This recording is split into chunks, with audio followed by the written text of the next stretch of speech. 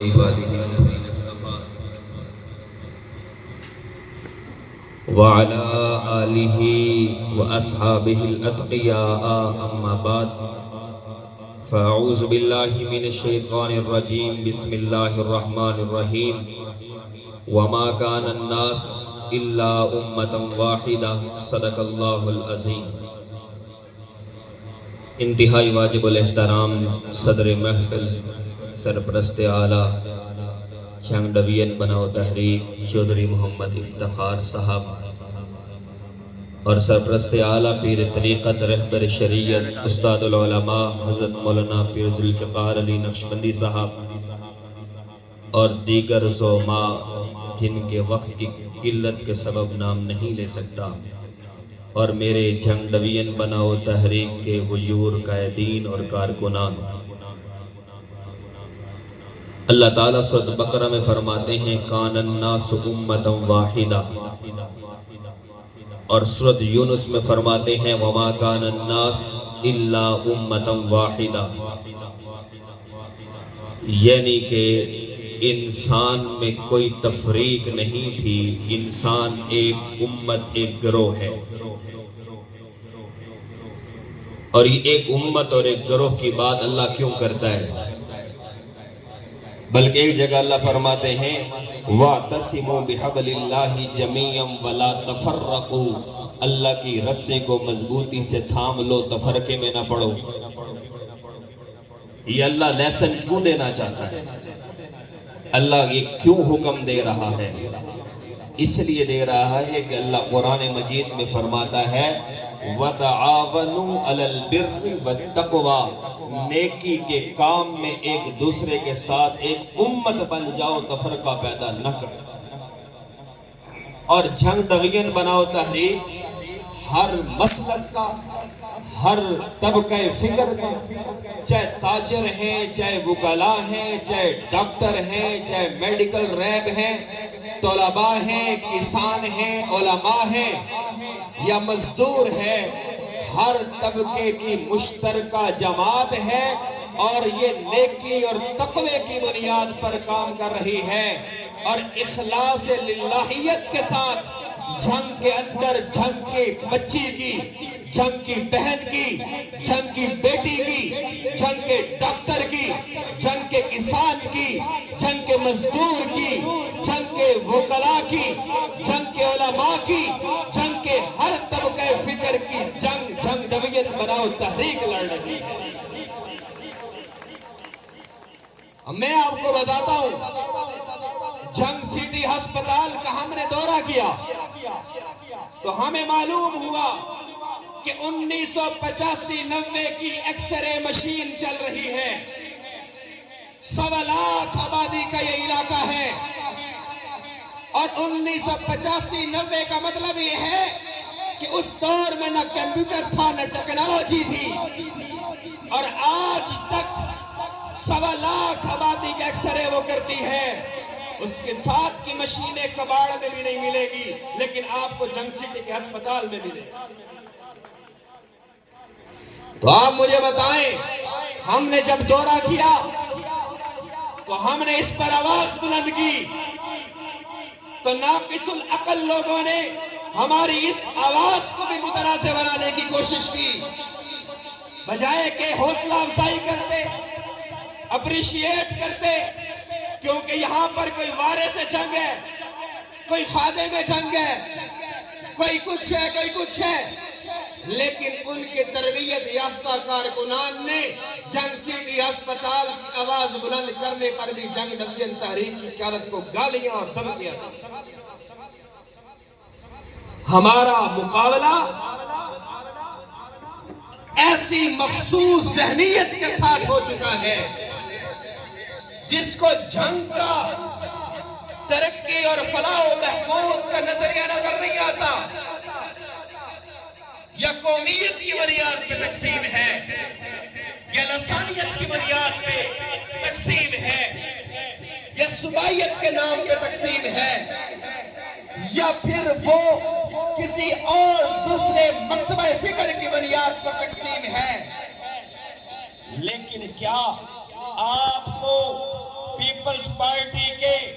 بلاول کی بہن بختاور تو نظر آتی ہے، لیکن کیا آپ کو اپنی بیٹی نظر نہیں آتی جس کے پاؤں میں جوتا نہیں؟ کیا آپ کو اپنا وہ بیٹا نظر نہیں آتا جس کے جنگ میں کاروبار اور تعلیم کے بعد نوکری کا کوئی چانس نہیں ہے؟ آپ مریم نواز کے نعرے لگاتے نظر آئیں گے، معذرت کے ساتھ آپ عمران خان کے نعرے لگاتے نظر آئیں گے، آپ بلاول کے نعرے لگاتے نظر آئیں گے، لیکن آپ اپنی بیٹی اور بہن اور بیٹے کے لیے ایسے کم ظرف ہو جائیں گے کہ آپ کو وہ نظر نہیں آئے گا۔ جنگ سٹی ہسپتال کی ایمرجنسی ایک کمرے پر مشتمل ہے، ایک کمرے پر، رات کو ڈاکٹر نہیں ملتا، سوالات آبادی کدھر ہے؟ تو چنانچہ جنگ نبیین تحریک نے یہ فیصلہ کیا ہے کہ اگر ضلعی انتظامیہ اور محکمہ صحت اس مشین کو ریپلیس نہیں کرتی، ڈاکٹروں کی ڈیوٹیاں نہیں لگاتی، ایک ہفتے کے بعد جنگ نبیین بناؤ تحریک اس ہسپتال کے سامنے دھرنا دے گی اور تاریخی دھرنا دے گی، لوگ ماضی کے دھرنے بھول جائیں گے۔ اور اس ہسپتال کی مشینری کو، ڈاکٹروں کی ڈیوٹیوں کو ہم نے انشاءاللہ بہتر کرنا ہے، اگر نہ کیا تو ہم یا پھر جنگ نبیین تحریک کو چھوڑ دیں گے یا پھر ہم یہ کام کر کے دکھائیں گے۔ دوسری بات آپ کے ذہن میں ڈال دوں کہ مہنگائی کی وجہ سے آپ کے جنگ کے لوگ پریشان ہیں، ہر وارڈ کے لوگ یہاں موجود ہیں، میری قیادت میں یہاں کونسلر بھی بیٹھے ہیں، میرے قائدین میں یہاں کونسلرز کے الیکشن لڑنے والے بھی بیٹھے ہیں، تاجر بھی بیٹھے ہیں، ان سے گزارش کرتا ہوں کہ غائبانہ طور پر تصویری سیشن کو چھوڑ کر غریب کی دہلیز پر اس کی ضرورت کو پوری کر دو، اللہ تمہارے کاروبار میں بھی برکت دے گا، تمہاری زندگی میں بھی برکت دے گا۔ اور اس کو مشن سمجھو، اس کو فریضہ سمجھو، اللہ نے یہ فریضہ ہم پر لاگو کیا ہے۔ حضرت امام زین العابدین کی بات کرتا ہوں، لوگ حسینی بننے کا دعویٰ کرتے ہیں، ہم کہتے ہیں وہ حسینی ہیں،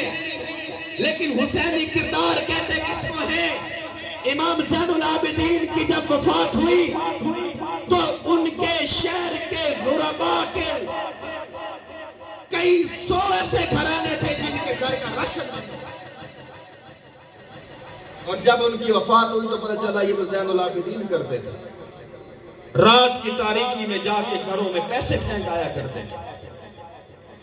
تو ایسے مجاہد بنو کہ جو نظر آئے کہ یہ میرے جنگ کا غریب ہے، سفید پوش ہے، خیرات نہیں مانگ سکتا، اس تک پہنچ جاؤ، اور اگر تمہیں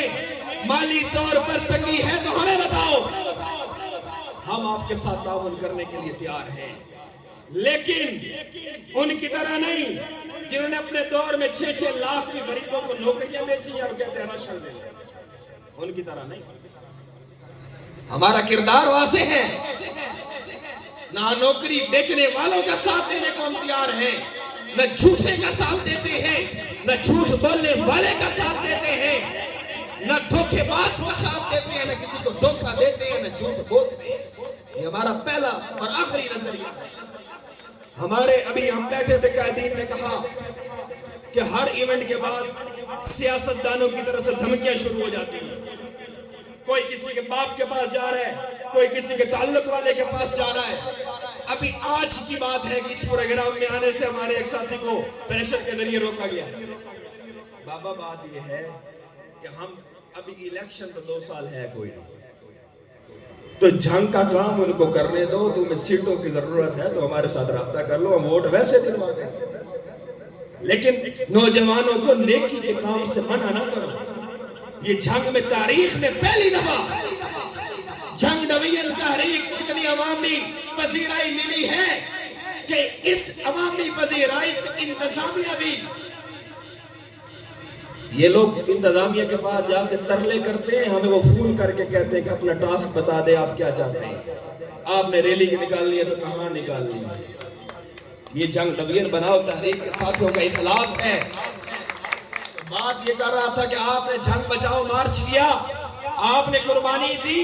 کسی نے مالی قربانی دی، کسی نے جانی قربانی دی، کسی نے وقت دیا اور جنگ بچاؤ مارچ کو کامیاب کیا۔ آج تک کسی فلاحی تنظیم نے جنگ میں اتنا بڑا مارچ نہیں کیا جتنا آپ نے کیا ہے، اور انشاءاللہ اکتوبر کے ماہ میں ہم مہنگائی مارچ بھی کریں گے اور اس سے بڑا کریں گے۔ اور کیا آپ مہنگائی مارچ میں ہمارے ساتھ چلنے کو تیار ہیں یا نہیں؟ ہاتھ کھڑے کر کے بجلی کے بلوں میں اضافہ صحیح نہیں ہے، اس کو واپس لینا ہوگا۔ ہمارے ریاست کے سردار کہتے ہیں اتنی تو مہنگائی ہے ہی نہیں۔ اور بابا کبھی آپ نے خود جا کر سبزی لی ہو تو آپ کو پتا ہو نا کہ مہنگائی کتنی ہے۔ تو بہرحال بزرگ بیٹھے ہیں، زیادہ وقت نہیں لینا چاہتا اور آپ لوگ بھی تھکے ہوئے ہیں، اپنے آپ کو چارج کریں۔ مجھے معلوم ہے کہ ہماری اس بات پر نہ ایکس رے مشین تبدیل ہونی ہے، نہ ڈاکٹر تعینات ہونے ہیں، میں اب جانتا ہوں ان کو، تو لہذا ہفتے بعد تو پہلے جھنگ سٹی میں اس دھرنے کی تیاری کریں۔ چودھری افتخار صاحب سے ریکویسٹ کروں گا، ملک قاسم اسلم صاحب بیٹھے ہیں، آپ سے ریکویسٹ کروں گا، عارف عادل صاحب غائبانہ طور پر ویڈیو کال پہ موجود ہیں، میں ان سے ریکویسٹ کروں گا، آپ بڑے ہیں، نوجوانوں کو جو ہے راستہ فراہم کریں۔ انشاءاللہ میلاد چوک میں انشاءاللہ دل دھرنے کو جگہ نہیں ملے گی، ہم اتنا بڑا دھرنا دیں گے، یہ میں آپ کو کلیئر بات کر رہا ہوں، اور اس کے لیے آپ نے تیاری کرنی ہے اور اسی ہفتے کرنی ہے۔ اور ہم نے اس ویڈیو اعلان کے بعد ہی تیاری شروع کرنی ہے۔ ہم نے جھنگ سٹی والوں کو ہسپتال دینا ہے، صحیح دینا ہے، ڈاکٹر دینے ہیں، ہم نے جھنگ سٹی والوں کو ایکس رے مشین دینی ہے، سی ٹی سکین مشین دینی ہے، اور اس ہسپتال کو جو ٹی ایچ کیو ہسپتال ہے اس کو باضابطہ ٹی ایچ کیو بنوانا ہے، صرف نام کا نہیں بنانا۔ اور یہ جدوجہد جب تک یہ اپ گریڈ پورا نہیں ہوگا جاری رہے گی، ہم پیش قدمی جاری رکھیں گے۔ اس لیے میں آپ سے اتنا کہوں گا، یہاں پر ہر مسلک کا نوجوان بیٹھا ہے، آپ کے ذہن میں مسلک کا زہر بھی ڈالا جائے گا، آپ کے ذہن میں قومیت کا زہر بھی ڈالا جائے گا، آپ کے ذہن میں مہاجر لوکل کا بھی زہر ڈالا جائے گا، لیکن اس جنگ کی تعمیر اور ترقی میں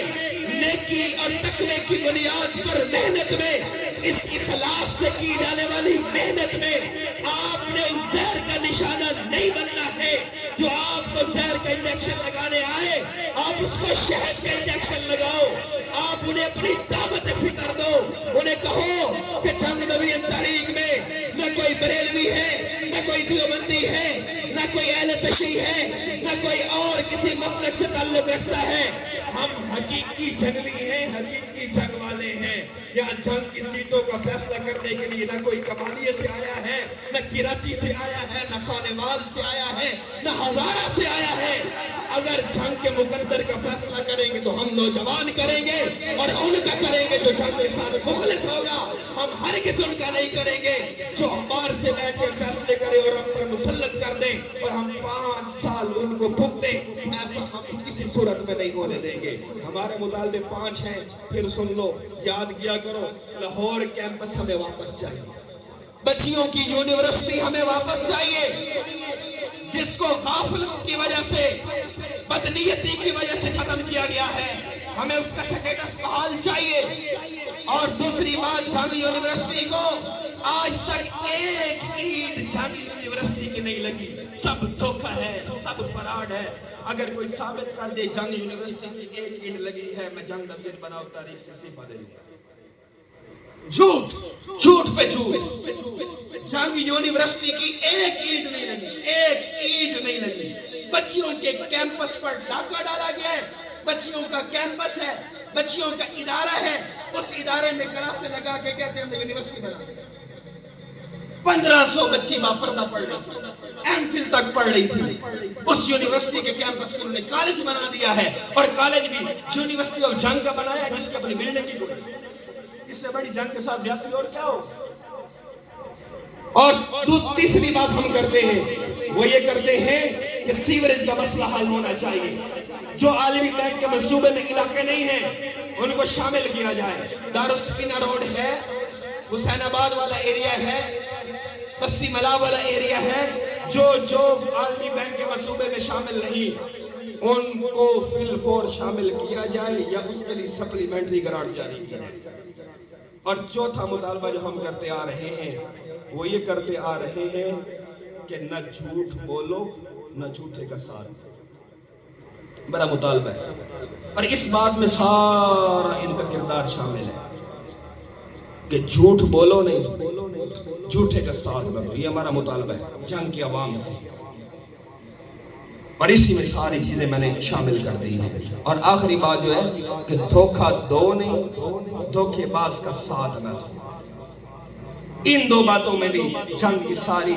کہانی اور حقیقت میں نے شامل کر دی ہے۔ آخر میں اتنا کہوں گا میرے دوستوں، ہم تاجر نہیں ہیں، ہم سرمایہ کار نہیں ہیں، ہم جگیردار نہیں ہیں، ہم آپ جیسے متوسط طبقے سے اٹھے ہوئے نوجوان ہیں۔ آپ لوگوں کا اخلاص ہے، آپ لوگ اس تحریک کو ایسے چلا رہے ہو، ایسے جنگ میں آج تک نون لیگ پی ٹی آئی نہیں چلی۔ جس رفتار سے اور جس طریقے سے آپ لوگ چلا رہے ہو، میں آپ لوگوں کو خراج تحسین پیش کرتا ہوں، آپ لوگوں کا شکریہ ادا کرتا ہوں کہ آپ لوگ ہماری کال پر لبیک کرتے ہیں۔ رات کو کال کریں، دن کو کال کریں، دوپہر کو کریں، جمعے کو کریں، اتوار کو کریں اور بدھ کو کریں، آپ ہمارے ساتھ جڑ جاتے ہیں، شامل ہو جاتے ہیں، آپ کو خراج تحسین ہے۔ آخر میں اتنا کہوں گا، ایک شیر مجاہد ہوش میں آ، تمیر خلافت پیدا کر، کیوں فرقے ہونا ہے، اب ایک جوان کو پیدا کر، کیوں قومیت کے نام پہ بکتا ہے، اب ایک جوان کو پیدا کر، کیوں لسانیت کے نام پہ بکتا ہے، اب ایک جوان کو پیدا کر، کیوں فرقہ واریت کے نام پہ بکتا ہے، اب ایک جوان کو پیدا کر، کیوں تو لوکل مہاجر مسئلے میں بکتا ہے، اب ایک جوان کو پیدا کر، عثمان کی دولت کو پیدا کر، قارون کی دولت کو ٹھکرا دے، قارون کی دولت کو ٹھکرا دے، دو نمبری کرنا چھوڑ، عثمان کی دولت کو پیدا کر، قبضے کرنا چھوڑ، عثمان کی دولت کو پیدا کر، ٹھیکوں میں کرپشن کرنا چھوڑ، عثمان کی دولت کو پیدا کر، کمیشن رکھانا چھوڑ، عثمان کی دولت کو پیدا کر، اسلام قدم تو بڑھتا ہے، کفار سے بھی گزرتا ہے، اسلام قدم تو بڑھتا ہے، جگیرداروں سے گزرتا ہے، اسلام قدم تو بڑھتا ہے، سرمایہ کاروں سے بھی گزرتا ہے، اسلام قدم تو بڑھتا ہے، تو پھر جنگ کے فرعونوں سے گزرتا ہے، اسلام قدم تو بڑھتا ہے، تو پھر صاحبزادوں سے گزرتا ہے، اسلام قدم تو بڑھتا ہے، تو پھر سیدوں سے گزرتا ہے، اسلام قدم تو بڑھتا ہے، تو پھر مولویوں سے گزرتا ہے۔ اے اسلام کا نام نہ لے، نشوں کے شہادت پیدا کر، ابو بکر کی طرح بن، عمر کی طرح بن، عثمان کی طرح بن، علی کی طرح بن، حسن کی طرح بن، حسین کی طرح بن، عبداللہ بن مسعود کی طرح بن، خالد بن ولید کی طرح بن، ابو عبیدہ بن جراح کی طرح بن، عمار یاسر کی طرح بن، ابو ذر غفاری کی طرح بن، عبداللہ بن مسعود کی طرح بن۔ اگر تو ان کی طرح نہیں بن سکتا تو پھر محمد بن قاسم کی طرح بن، عیسیٰ بن نصیر کی طرح بن، طارق بن زیاد کی طرح بن، قدیمہ بن مسلم کی طرح بن۔ اور اگر تو ان کی طرح نہیں بن سکتا تو ٹھیک ہے، تو کم از کم اقبال نے کہا تھا اپنے من میں ڈوب کے پاجا سراغ زندگی، اپنے من میں ڈوب کے پاجا سراغ زندگی، پر تو کسی کا نہیں بنتا، نہ بن، اپنا تو بن، اپنے بچوں کا تو بن، اپنی بچیوں کا تو بن، اپنے بھائیوں کا تو بن، اپنے چھن کا تو بن۔ وآخر دعوانا عن الحمدللہ رب العالمین۔